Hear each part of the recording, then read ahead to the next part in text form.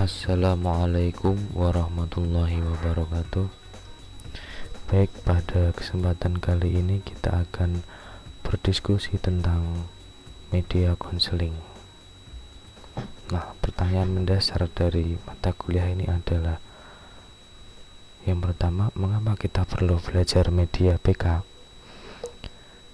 Setelah kita tahu apa alasannya, kita perlu mempertanyakan lagi ya, kira-kira apa perbedaan media PK ini dengan media pembelajaran pada umumnya? Nah, jika dua hal ini kita mengerti, itu akan mudah memahami mata kuliah ini. Baik, kita bahas sedikit demi sedikit ya. Yang pertama, media PK. Tentu teman-teman pernah mendengar istilah media sendiri, konseling sendiri. Ya. Nah, konseling itu bukan hal yang asing bagi kita. Setidaknya ada 3 unsur atau komponen dalam konseling itu. Yang pertama itu pesan atau materi, ada juga yang mengistilahkan permasalahan ya, tapi sebenarnya tidak semua masalah ya, melainkan materi itu juga suatu pesan. Kemudian ada konselor, dan yang terakhir itu ada konseli. Nah, kita tahu baik konselor dan konseli itu punya atribut psikologi ya, atribusi, atau ada pikiran, perasaan, nilai-nilai atau norma dan keyakinan. Nah, ini harus konselor terutama itu harus memahami hal itu, karena kalau konselor yang memahami nanti malah kebalik nanti posisinya.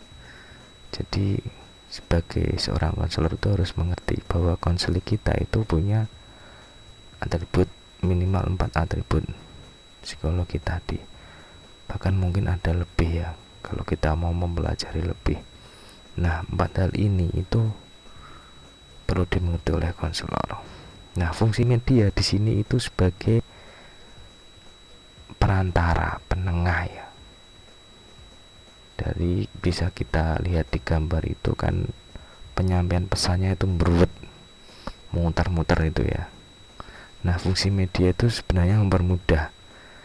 Jika media itu justru mempersulit, maka medianya tidak tepat ya, kurang efektif ya. Jadi catatan itu tidak semua media itu tepat untuk semua konseli. Nah, ada 4 kriteria setidaknya, itu inovatif, kreatif, efektif, dan otentik. Karena bisa jadi media yang saya buat efektif bagi saya, tapi belum tentu efektif bagi orang yang lain. Jadi seperti itu. Nah, kalau secara teoritis media itu ya banyak yang mendefinisikan tentang media. Anda bisa mencari sendiri, browsing atau membaca literasi tentang media PK. Ini saya hanya ada 4 atau 3 ya. Nah, segala bentuk dan saluran untuk proses penyaluran pesan itu dinamakan media. Ada pula yang mendefinisikan sebagai segala sesuatu untuk menyampaikan pesan yang merangsang ya. Merangsang itu artinya memberi daya tarik ya terhadap pikiran, perasaan, dan perhatian.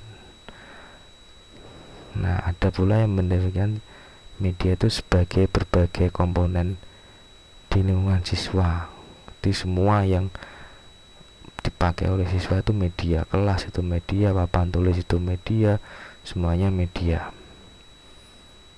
Nah, lantas jadi Anda dapat menyimpulkan sendiri ya definisi media itu. Nah, kita lanjut. Terus bagaimana cara membuatnya? Secara sederhana itu bisa kita lihat dari bagian ini ya. Jadi ini sudah ada client oriented, berorientasi pada konseli atau klien. Jadi pertama-tama kita harus mengenali individu itu ada bercorak ragam warnanya, latar belakang dan sebagainya, itu banyak sekali individu. Nah, kita harus melakukan yang namanya need assessment atau penilaian kebutuhan. Caranya bagaimana? Bisa pakai skala psikologi ya, angket, DCM. Yang sederhana itu biasanya cukup wawancara, observasi. Dari hasil itu, need assessment itu kita susun program.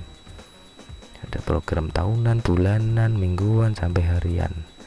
Atau ada yang mengistilahkan satuan layanan. Nah, setelah itu kita temukan materinya. Ini kurang anak panah satu itu materi ya. Nah, materi ini dikemas dalam bentuk media yang beragam. Ini ada flipchart, ada video, ada yang sederhana itu PowerPoint, sederhana lagi itu leaflet misalkan. Nah, semua media ini harus berbasis pada kebutuhan klien ya.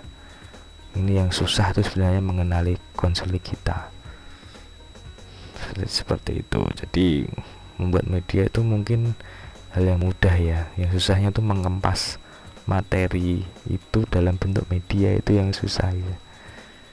Nah, setelah Anda tahu caranya, skemanya tadi, tinggal Anda menyusun satuan layanan atau satlan. Kalau di sekolah-sekolah itu istilahnya satlan ya. Secara sederhana seperti ini. Ada dasarnya Anda menyusun itu, ada instrumennya apa, misalkan angket.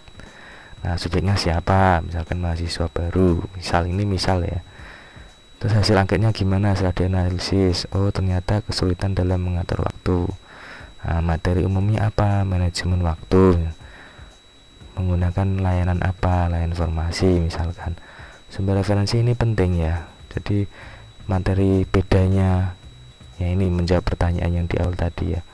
Materi di media BK itu pertama harus ada referensinya ya. Jadi kita tidak asal menyampaikan materi ya. Jadi orang bisa mengakses materi itu. Nah, untuk setelah Anda baca tadi ya, nanti kalau terlalu cepat Anda bisa mengulangi sendiri. Nah, ini tugas untuk evaluasi. Nah, ini tugas untuk evaluasi ya. Tugas ini individu.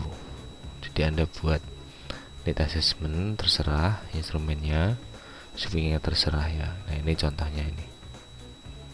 Nah, sumber referensi itu tadi ya, medianya